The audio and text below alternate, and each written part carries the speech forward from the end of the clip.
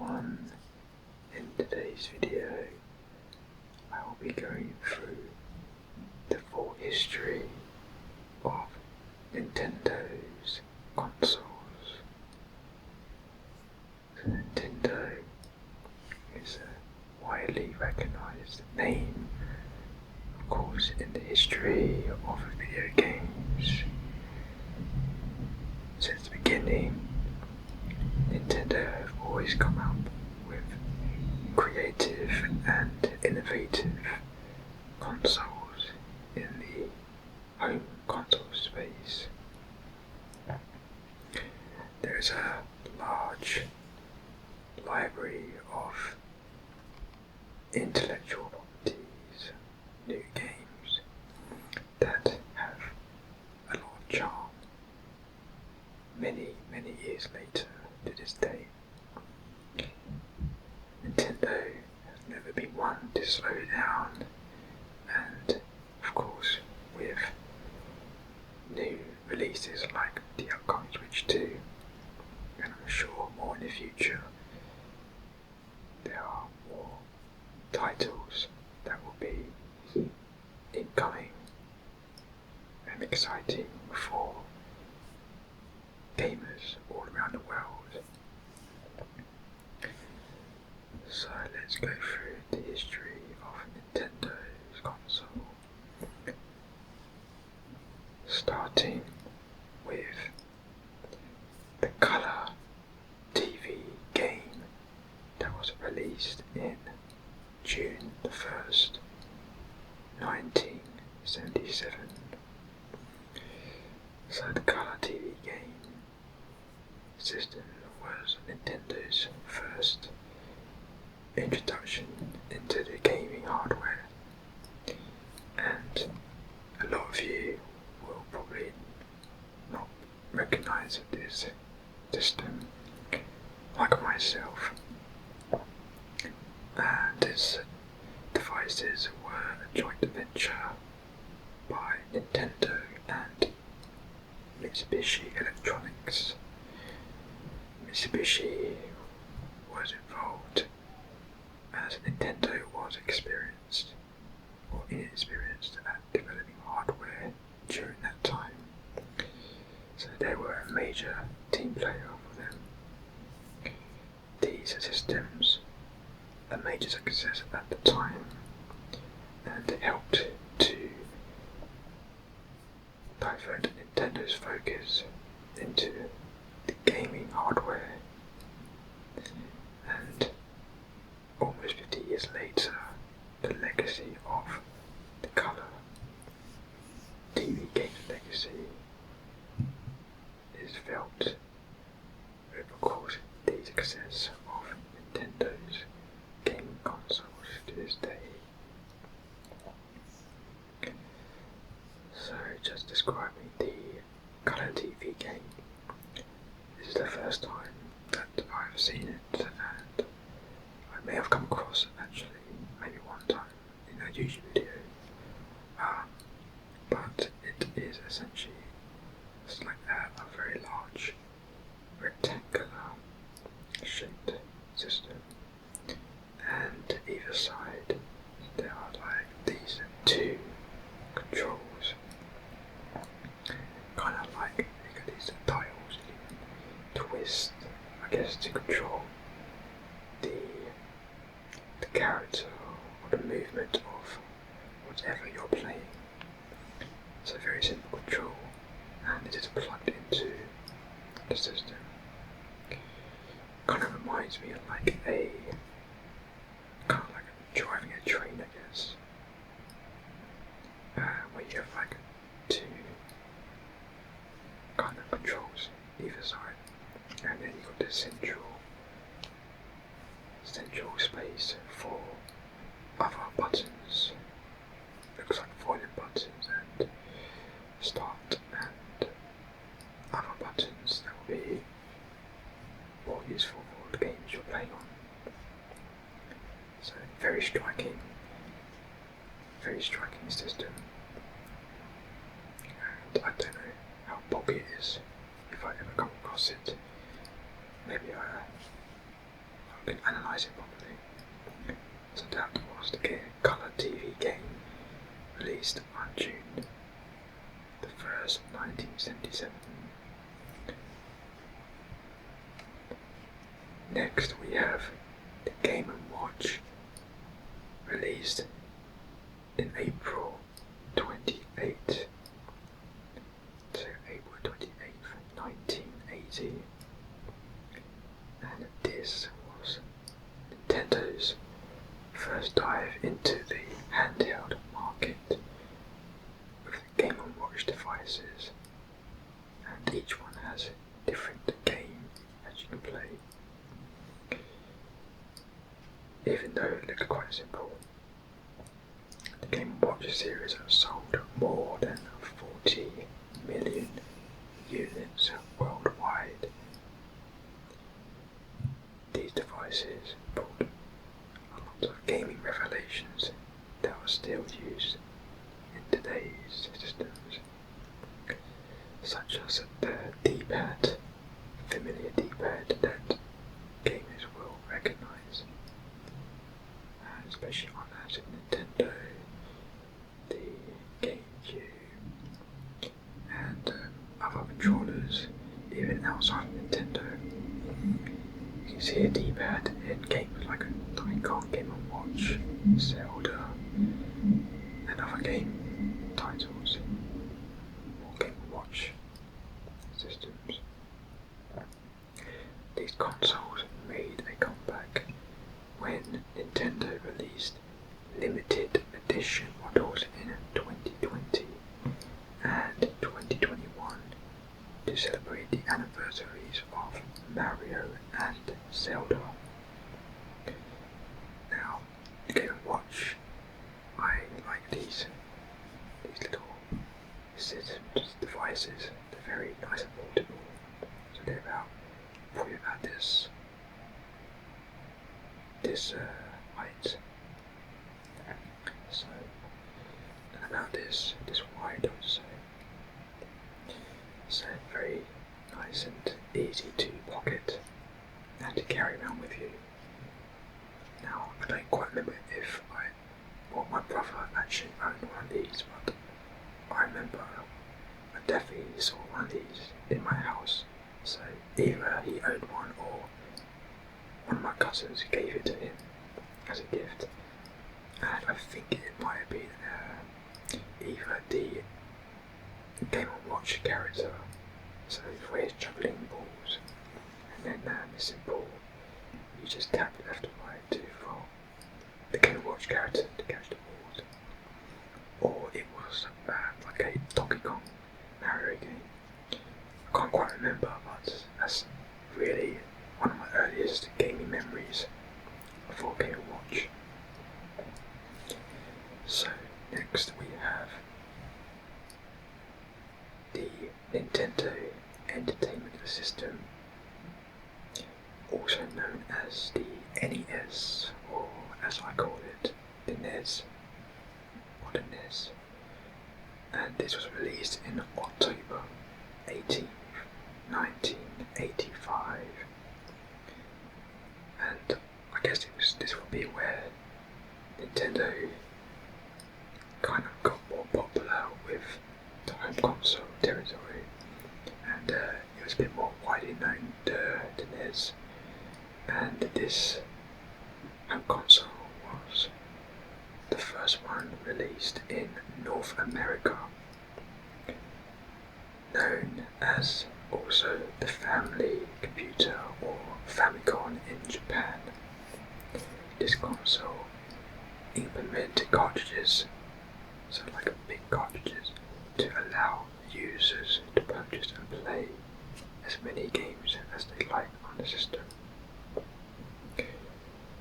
Most of major Nintendo franchises that we know and love and recognise to this day got their first introductions with this console, like your Super Mario, Zelda, Legend of Zelda, and Metroid, of course.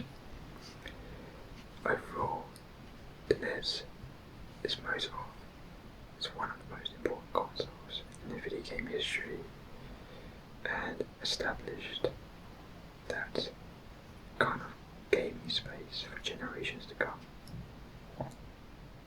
The NES, I never owned one of these, but I believe, once again, another game memory of my brother, and I think one of his friends, like, loaned him or allowed him to borrow his NES system and a copy of, I believe it was Zelda 2, and that's where I struggled with Zelda 2 at that time. Zelda 2 is a hard game, or at least I thought at the time. I'd say it's still quite challenging to this day. I tried it a couple of years back, and you really need to focus in that game. But the NES console, I think, was actually pretty revolutionary. The control pad is very simple, with the D-pad, start and select, and the B and A button, so just 2 buttons, very basic controls, that's all you need. And then NES is quite a big console device, and then you've got the bigger chunky cartridges, game cartridges that you slot in into the system, which I still kind of find it quite cool to this day. Very kind of retro, but it's a nice kind of tactile feel when you sort of slot it into the console. So that's kind of my first memory of the NES. Okay, and then we move on to, I'm sure lots of people know this one, the Game Boy. Very famous and most recognised handheld worldwide. Game Boy, the original, released in July 31st, 1989, and this released in North America during that summer, of course. And this was, of course, a major upgrade from the Game & Watch handheld game device. This offered cartridges, but like square cartridges, which you slot into the machine, and each one, of course, was a different game title, and there were a lot of these. The most well-known game for the Game Boy, and I believe was the one that was bundled with every system, was Tetris. Still very popular to this day, of course. And yes, this was bundled in with every system in every region, with the exception of Japan.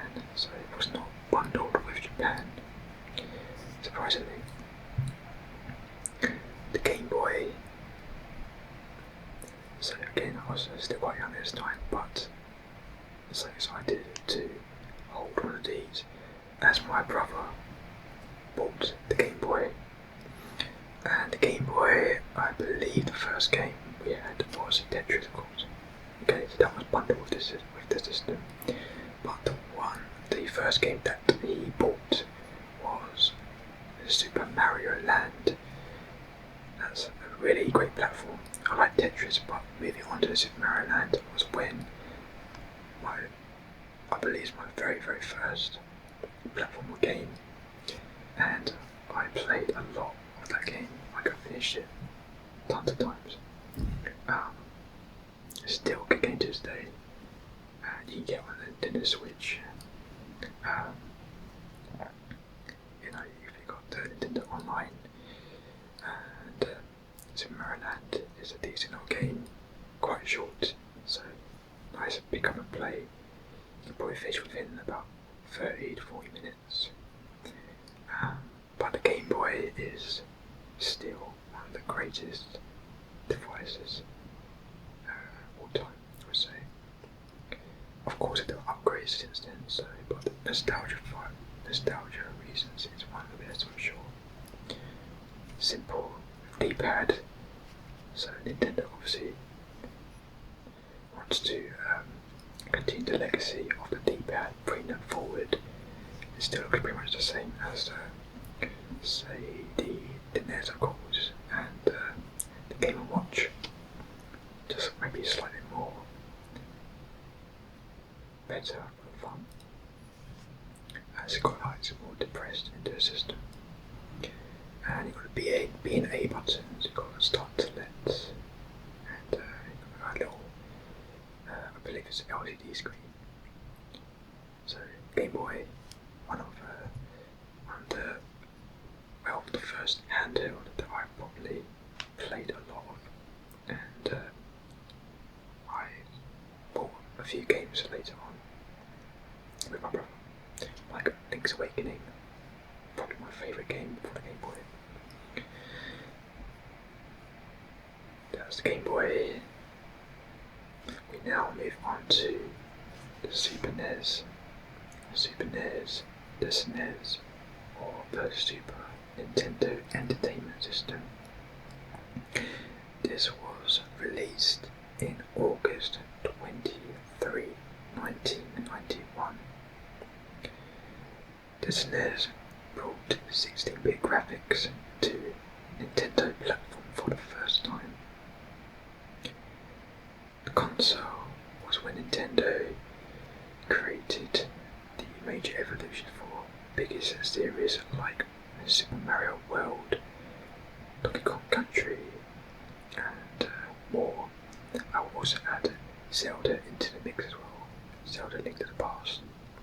I will also add this game, and this again is my top three, one of the top three games for that console. Despite launching toward the later parts of that console generation, SNES is still one of the best-selling consoles during this time period, and the software, the games were indeed one of the, well, probably the best at that time, versus the Mega Drive, which I never owned, but the appeal of the games, the very Nintendo charm, I guess you could say, of the Nintendo games on this console was very, very high quality, and the colours just popped. The visuals were very nice and vibrant, more colours, and some more enhanced graphics that you get from the Super FX chips of games like Star Wing and Stunt FX, as two examples. So the SNES, there are, as some of them, or most games would know, there are two official main variations of the colours and the design, the look. So of course the SNES in North America was quite different to the UK or Europe consoles that I had. I still, and probably most would probably agree that the PAL version, the PAL UK version, Europe version of the SNES, also the Japan version, this looks better because it's more colourful, is more toy-like, but it definitely has that Nintendo charm compared to the more mature purple and more muted colours for the North American version. So next we move on to the Virtual Boy. The Virtual Boy released on August the 14th, 1995. So quite a strange machine. This portable device is one of the first ever video game consoles that displayed proper 3D visuals, I guess you could say. Only 22 games were ever released for this system. Mario Tennis, 3D Tetris, Virtual Boy, Wario Land among the most popular.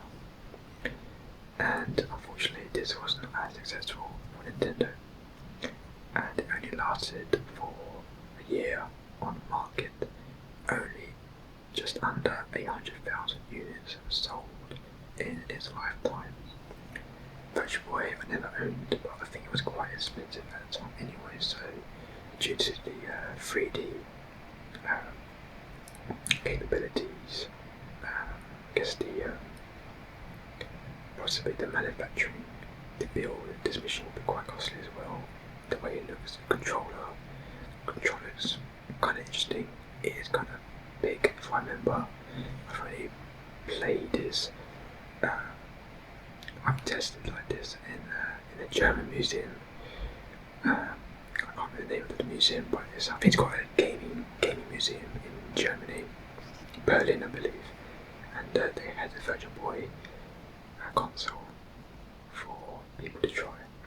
I tried it for about maybe half an hour, but yes, my eyes were getting slightly tired because when you look through the kind of the 3D display, it's basically just red and black colours on the screen, and yeah, your eyes just obviously I'm not quite adjusted to that, but it was kind of interesting. I like the innovation. This is what Nintendo is about, innovation.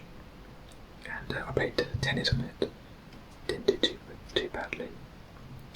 But of course, I definitely can play this for more than like an hour.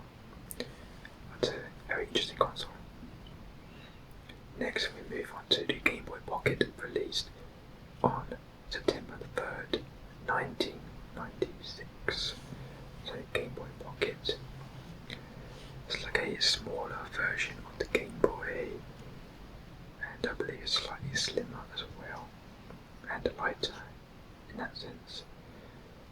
And this featured a more defined black and white screen instead of the Game Boy's green tinted display, so a nice visual kind of improvement, or at least better for the viewer's eyes, so you won't get much eye strain, and easier and more clarity with the pixels on the screen. So one of the biggest improvements for this release of the hardware improved the response time of the display on the screen. So faster display, so much better experience with games. So I guess you won't get much like ghosting, and the frame rate is a bit more smoother, you could say. However, due to the smaller design, the Game Boy Pocket had a shorter battery life than the Game Boy, so that's fair enough. Now, I don't know if this was cheaper than the Game Boy original. It might have been, or maybe a bit more, due to the more enhanced display. Yeah, it's pretty much the same as the original Game Boy design. It's like the speakers is changed, and just over design looks a bit more sleeker, and I guess a bit more, aesthetically pleasing.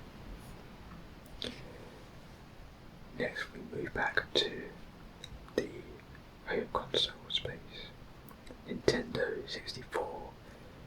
And so Nintendo 64, the N64, as I call it. September 29th, 1996 was the release for this console. This is where Nintendo did a massive leap in bringing 3D graphics to the home console for the very first time. The N64 was a revolutionary device, bringing two of the most influential titles ever: Super Mario 64 and, of course, The Legend of Zelda: Ocarina of Time.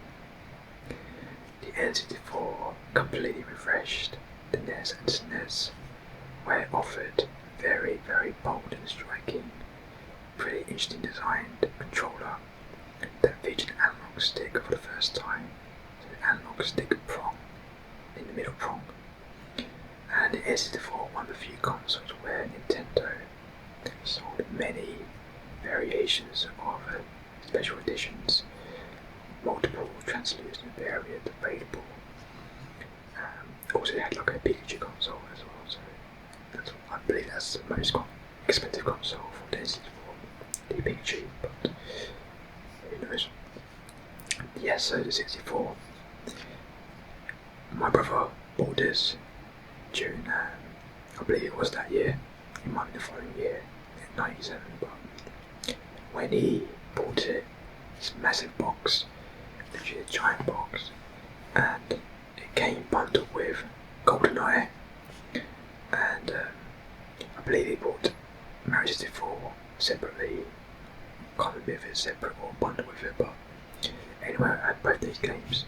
When he fired up GoldenEye, he was playing with his friends back home. I came in from school, I saw this like first person shooter on the screen, like, what is this? This is some crazy future gaming. My eyes cannot believe the graphics, first of all, and just the way everything looks so futuristic and new, and literally that was the massive leap in gaming. And then playing Super Mario 64, which I've finished about 3 times now during that period. Yeah, one of the greatest 3D gaming in this day that has ever graced these hands. And of course, I'm sure many of you have enjoyed Mario 64, GoldenEye, and of course The Legend of Zelda: Ocarina of Time. That, alone is sort of worth getting the 64 for. So, 64 is still one of the best consoles ever. We move back to the Game Boy with a Game Boy Lite released in April 14th, 98. And not a lot of people know about this, or are not familiar with, because it was exclusive to Japan. This Game Boy was bigger than the Game Boy Pocket, but added a new backlight, so players could play in low light areas. This ultimately changed the Game Boy Lite to feature a longer battery life than the Game Boy Pocket, up to around 20 hours in total, so that's quite a nice big change for battery. Game Boy Lite, I've seen these but I've never tried it out, but I'm sure it's pretty much the same as a Pocket, just with a nice light display for, again, clearer experience. We then move forward to Game Boy Color, released in November 18th, 98. So 98, when the Game Boy finally had colour brought onto the handheld space. The device was backwards compatible with all Game Boy games, and of course Game Boy Color games, so very easy upgrade for many gamers. Some Game Boy games have support colours, like Tetris, with new and interesting, beautiful colours on it. And the new hardware inside allowed more new games to be released exclusively for the system. Game Boy Color, I really wanted this during that time, but I never. It's a little bit more expensive for me that I cannot afford. I had a friend in school had Game Boy Color, so I was a bit envious of that. I tried it out, and it's such a game changer. The colours just very popped out, nice, vibrant.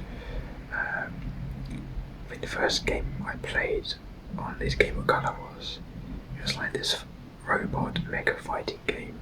I can't remember the name of the game, but that was an interesting game that was. And then I also played Zelda Link's Awakening DX as well. And I think that's probably about it. That's all I played. Game Boy Color. Never owned one, so didn't really have much chance to jump in on that time.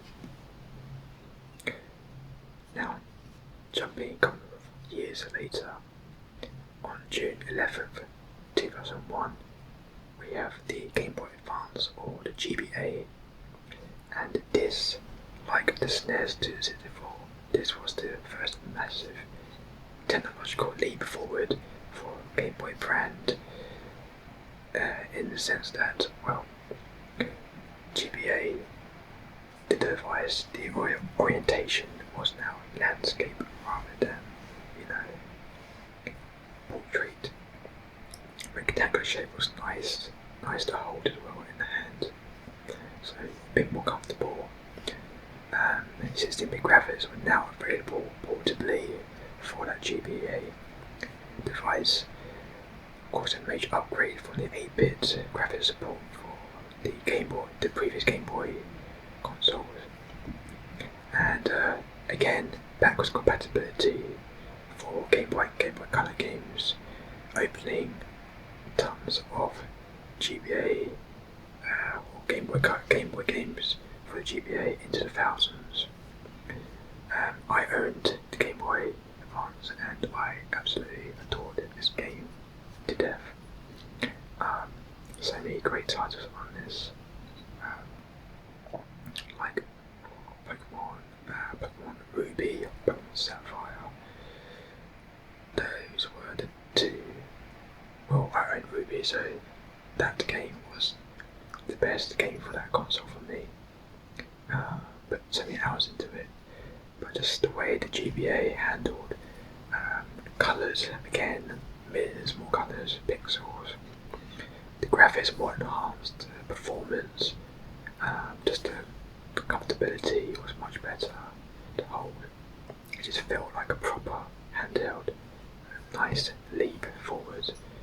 And once again, Nintendo were king, very more established in the handheld space. You knew Nintendo had a quality product in your hands. Also, like the D-pad was quite nice, a bit smaller but still quite comfortable. The buttons being A. You also had the new L and R shoulder button as well, so that was a nice step up. So it allows you to kind of play more games like fighting games like Street Fighter, or even like first-person games, first-person shooters.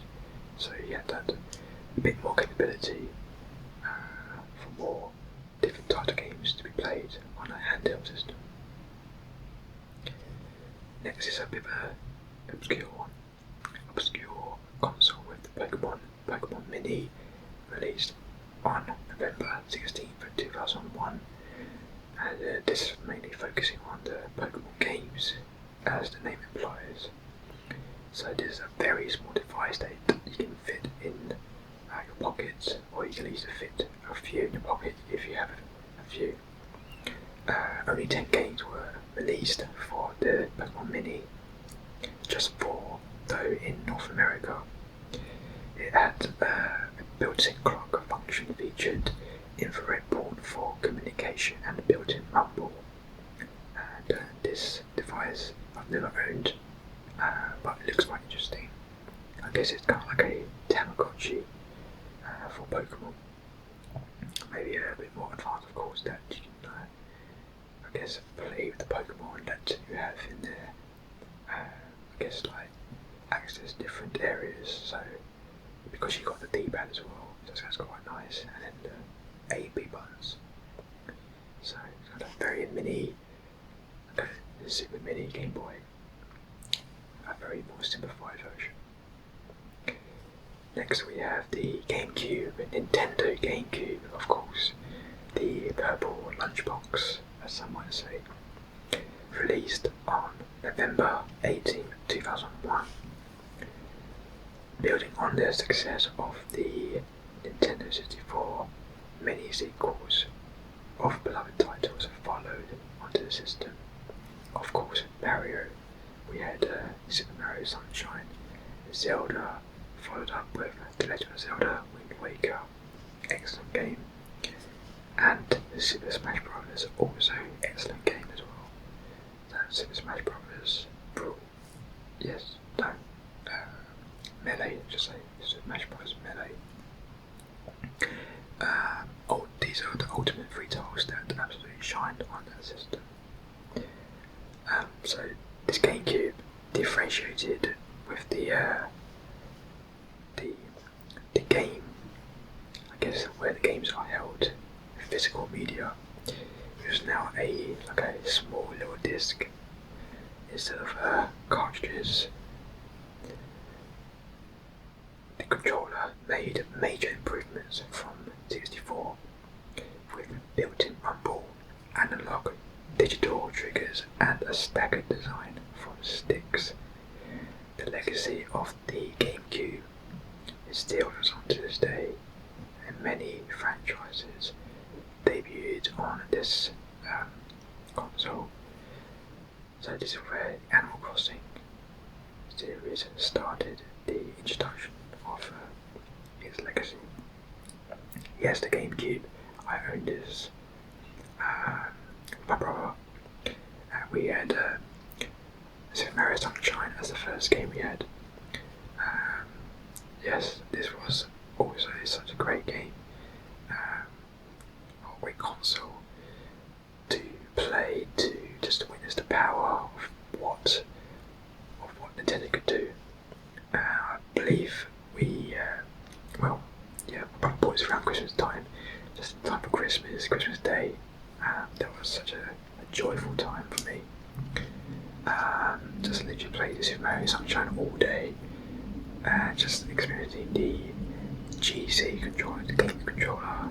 Yes, so much better, more comfortable, with stupid clicky buttons, just very satisfying.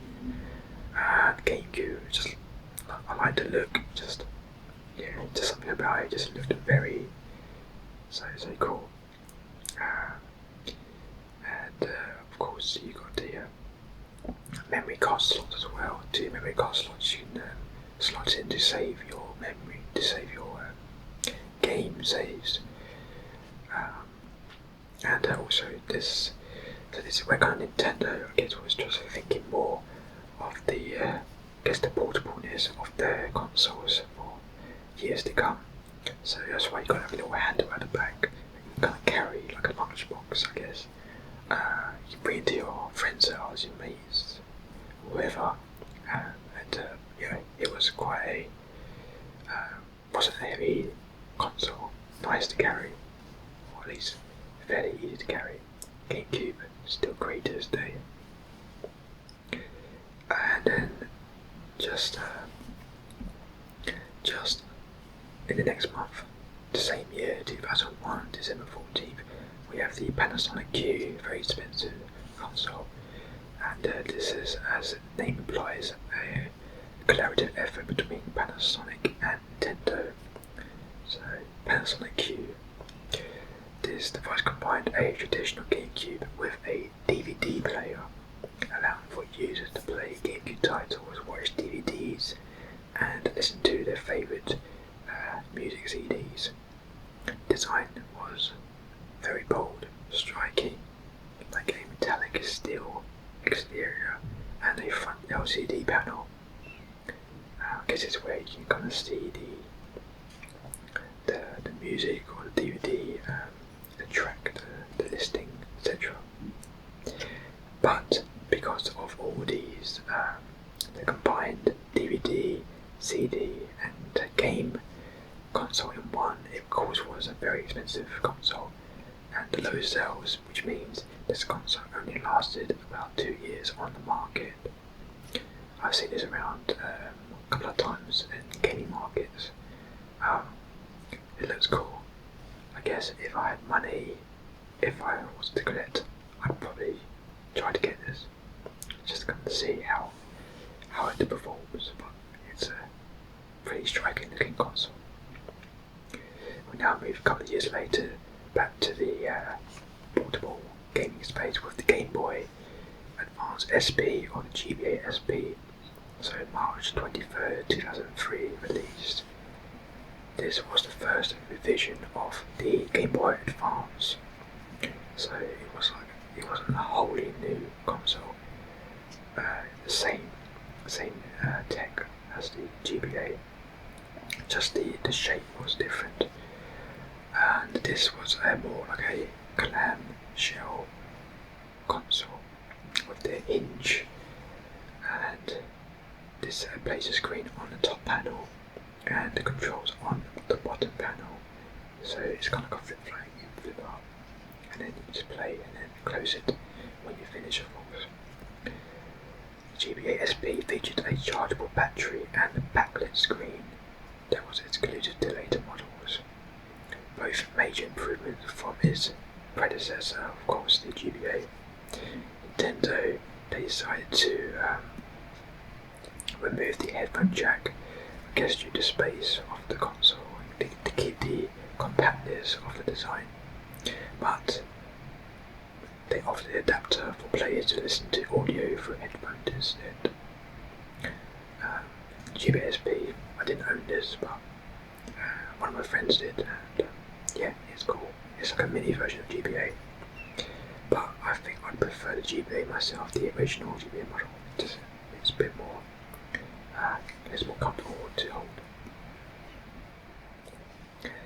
Moving forward a few years, the Nintendo DS released November 21st, 2004.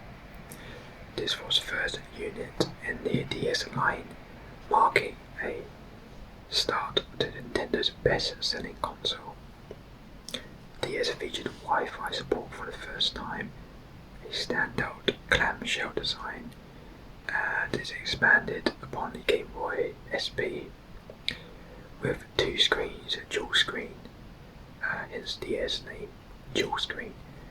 Games on Nintendo DS were quite unique. Many developers created experiences, of course, quite different to previous consoles. The bottom screen also had a touchscreen display, so you also had a stylus pen that came with the console that you use on the bottom part of the screen.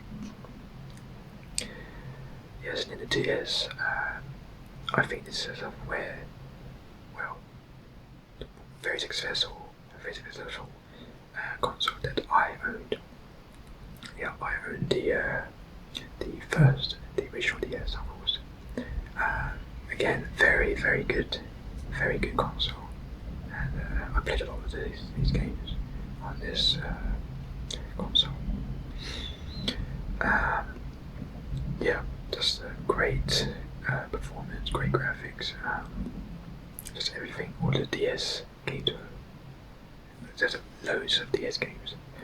I think Brain Training was the one that first came out with that one. But yeah, really good console. Next we have the Game Boy Micro, released in September 19, 2005. So the Micro was a super small system. The rectangular design featured a D-pad and two buttons on the front with the start and select on the bottom side of the unit. Like previous GBA models, this was backwards compatible with Game Boy and Game Boy Color games, in addition to playing Game Boy Advance titles. Game Boy Micro featured a backlit screen, allowed for adjustable brightness and even lighting across the screen. The system only sold about 2.42 million units across 18 months until production ended. Again, because I think this obviously follows the GBA line. This came quite late, of course, into that legacy. Again, I think my friend's cousin had this, the Game Boy Micro. They had Pokémon on it, and although it looked pretty cool, it's a very small, dinky little console. Because it's quite late, it sold, I guess, a decent amount of units, right? Of course, I didn't get into this. I already had the GBA anyway, so I didn't feel a need to have another smaller console. It's a cool console, I guess, but just for novelty, and I guess just for collector's edition, that would be good for. next back to Nintendo DS with the DS Lite, released on June 11th, 2006. The first revision for the DS, released under a year and a half after the launch of the first DS. A few changes appeared with this one, where it was more slimmer, lighter than its predecessor. The screens are also both noticeably brighter than the standard DS, making games a lot easier to see regardless of lighting conditions, and the battery life was much improved on the Nintendo DS Lite, allowing for more playtime without charging it. So DS Lite, as you may or may not know, so I bought the DS Lite only like recently, the past year, because I never owned one, but yeah, it is a definite improvement to original DS. But yeah, that's the DS Lite. Okay, let's move on to 2006, November 19th, Nintendo Wii.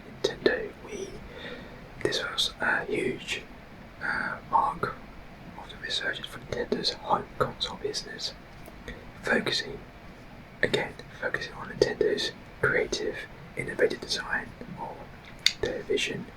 We have the motion controls with the Wii motion controls, the remote control. The Wii remote relied heavily on motions to control games, utilising both infrared and digital technology to input motion from all directions. All sorts of accessories were released for the system, for like the nunchuck and the Wii Motion Plus. The Wii was backwards compatible with GameCube titles and controllers, since the Wii used optical discs. One of the defining software for the Wii was the Virtual Console, the application, and this allowed players to purchase the NES, SNES and the 64 titles for digital download.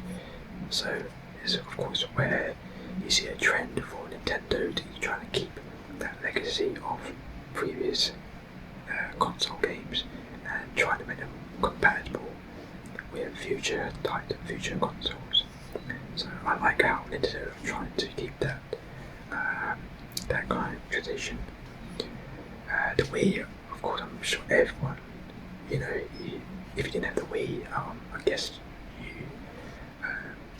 I guess even if you didn't play games, many families had the Wii console to play during the Christmas time.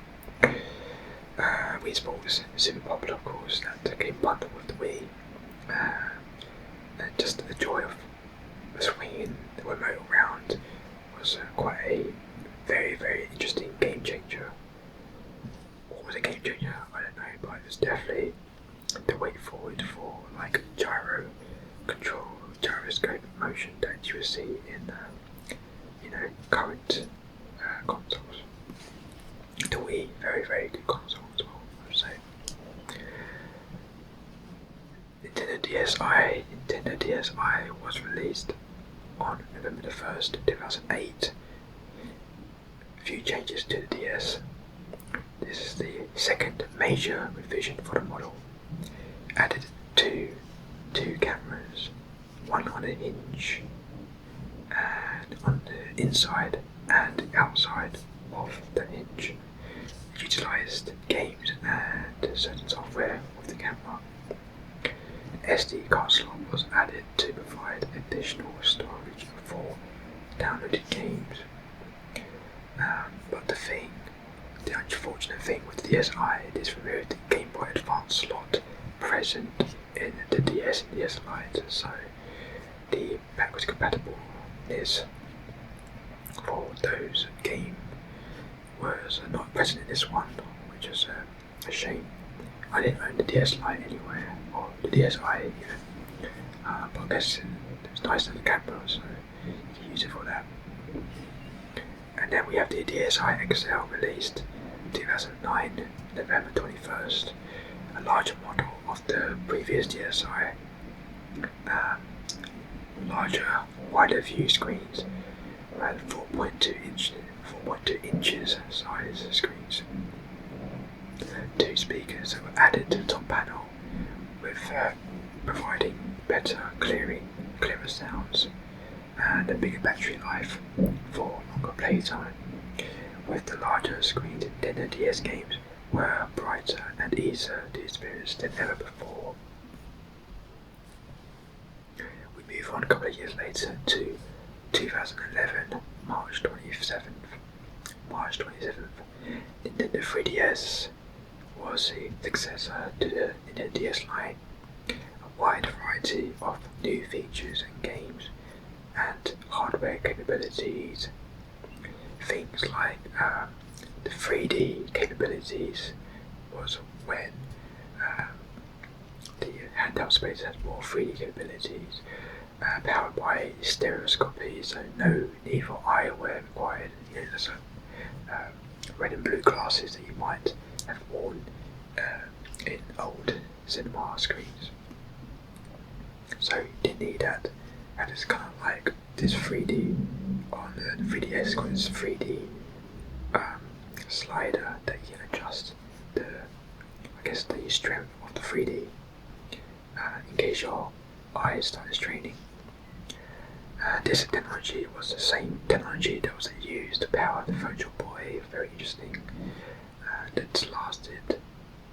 The Virtual Boy only lasted 1 year, 95, right? As I mentioned.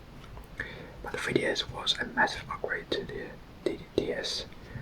Many immersive titles like The Legend of Zelda, A Link Between Worlds, very good game, Fire Emblem Awakening, and Super Mario 3D Land. Yeah, so the 3DS, I still have this console. I didn't play much of it, but I did play a handful of games like Legend of Zelda. I think also Mario was also the other game as well, but I didn't play much of the console. I think there was a Metroid in the game as well. But yeah, it's a nice step up and I guess an insight to where Nintendo was definitely delving into the future. In 2012, August 19th, we have the 3DS XL, or known as the 3DS LL in Japan. A larger screen, 90% larger than the original 3DS, retained every feature of the 3DS, and of course just a bigger screen. Many games are much easier to view, of course, with this nice bigger display, especially with the bottom screen. 2012, November 18th, Nintendo Wii U released. This was the successor to Nintendo Wii, featuring the all-new gamepad controller. It's like a big controller device.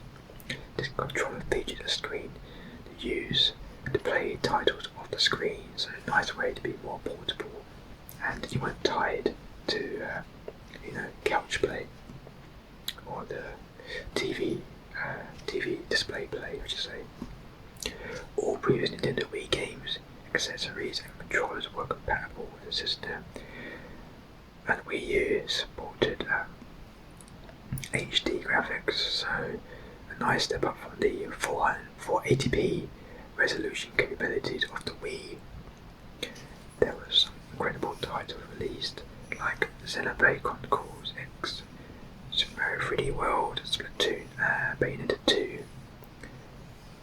However, a combination of poor marketing and confusion led to poor sales of the Wii U, and this left Nintendo in a pretty bad state prior to the launch of Nintendo Switch. I never owned Wii U, my friend did, and it was an interesting idea but novel. I guess playing the big controller was probably not great for TV display. I guess it was okay, but not comfortable for long periods of time. But again, this is probably where you can really see the vision for the Switch later on. We move on to 2012, December 7th. Nintendo Wii Mini, very interesting looking design console.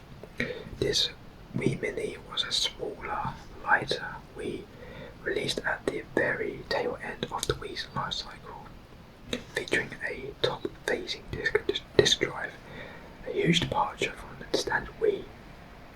But interestingly, it removes support for GameCube, Wi-Fi, 480p resolution and SD cards.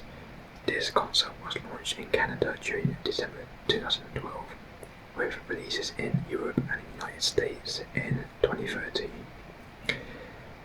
This is the first time I've seen this console, and I guess, this is a very, very cheap Wii console that, if you can afford a Wii for some reason, then this is a way to, I guess, play this titles.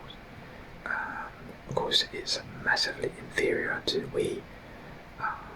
Again, it's like a very novelty console, but I respect Nintendo at least to try to cater to those who maybe can't afford the Wii console. 2013, we have Nintendo DS, October 12th release.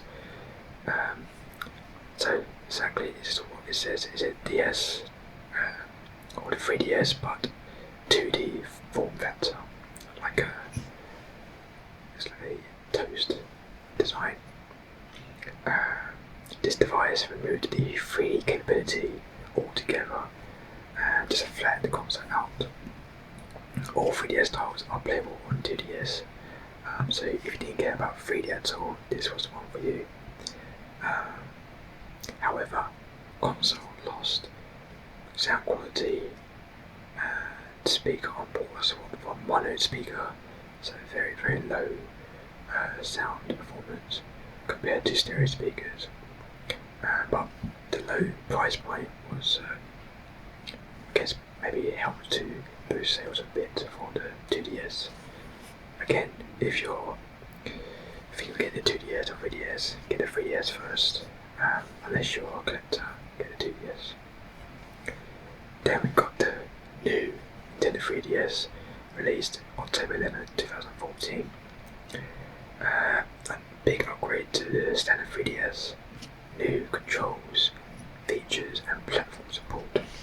We have a C-stick added to the mix, so a little C-stick at the top, just above the XY buttons.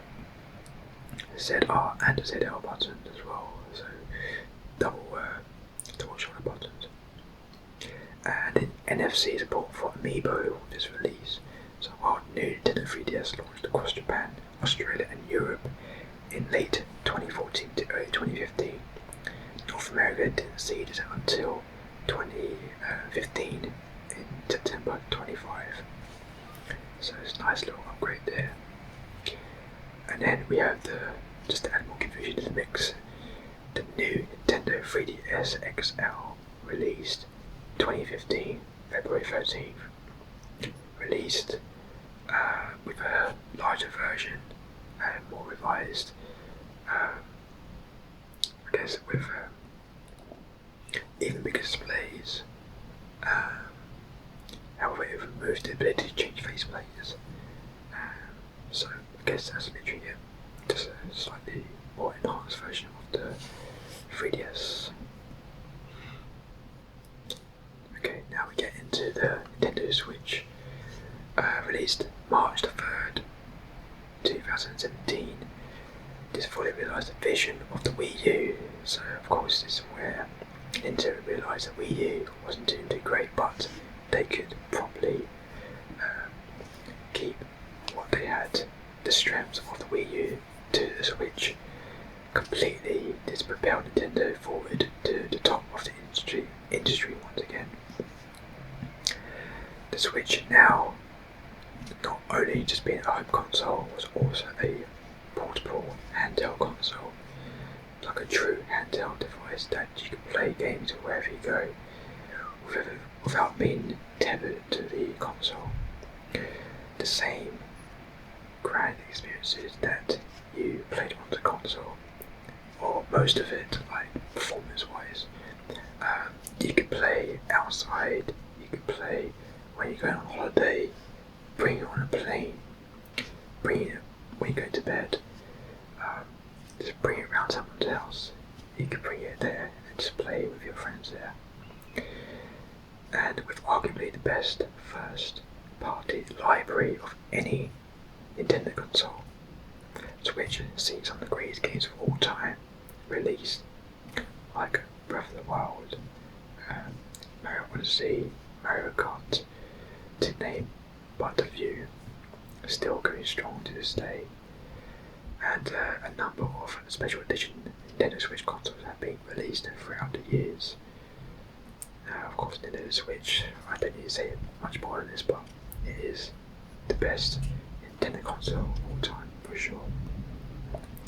And as I mentioned before, they also have, go with the tradition of keeping the legacy of older titles from like the NES, GBA, SNES, 64 era.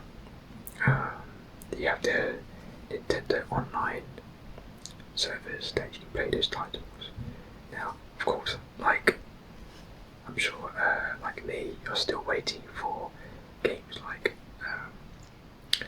Zelda Wind Waker, Zelda Twilight Princess to be ported over to the Switch, which now is most definitely not going to happen. But the Switch is undoubtedly the best console, and the most successful games console, even to this day, compared to the PlayStation and Xbox, the most successful console of all time. And in 2017, we have the new Nintendo 2DS XL, released July 28th. A major update to the 2DS. This included analog stick, shoulder buttons, amiibo support and more, and a huge display. So no longer like a flat toast-like console. So you can come up and keep it nice and secure hinge device. Yes, so this was able to play new 3DS titles as well, including games like Xenoblade Chronicles 3D and Fire Emblem Warriors if you wanted to play those titles on your 2DS. In 2019, we have Nintendo Switch Lite, released in September 20. So, same as the Nintendo Switch, but shrunk down, but a smaller form factor with a 5.5-inch LCD screen. The major change was the removal of Joy-Cons, so of course the controls was literally just one whole unit built in. Because of this, it cost a lot cheaper than the Nintendo Switch, but of course you lose the functionality of it being docked to a TV. So if you just enjoyed just portable handheld play, this was the device for you. And I do still have my Switch Lite, and this was the first console I actually purchased before. In terms of the Switch, I bought the Switch Lite and played Breath of the Wild on it. So very enjoyable until I got the Nintendo Switch OLED model. So 2021, October 8th was when this was released, and this was bundled with Metroid Dread. The premium Switch increased the size of the screen to 7 inches and also added a nice shiny OLED display, nice vibrant displays and colours, and much clearer screen as well. Also the speakers were upgraded, kickstand at the back to hold the DS in place. Was reworked for this device. Also the new dock that was with this console had rounded corners instead of like a sharp corners, and a built-in LAN port. OLED, much improved version of the Switch, undoubtedly, and I'd still say it's still quite very comfortable in the hand as well, portable play. Many hours played on the Nintendo Switch OLED. So that's where we end it, because now we are now likely waiting for the Switch 2, and I can't wait to play it when it releases and to cover the Switch 2, hopefully in more detail. So that was the history of Nintendo consoles, and I hope you guys enjoy that, and appreciate all the comments and support. Also want to know, have you guys owned or played all of these consoles, or at least most of them? What were your favourites? Mine is the Switch, the GBA, and, well, probably the SNES. Maybe the DS as well, but the top three for me: Switch, GBA, and the SNES. So guys, thank you so much for watching. Hope you are relaxed, and I will see you on the next one.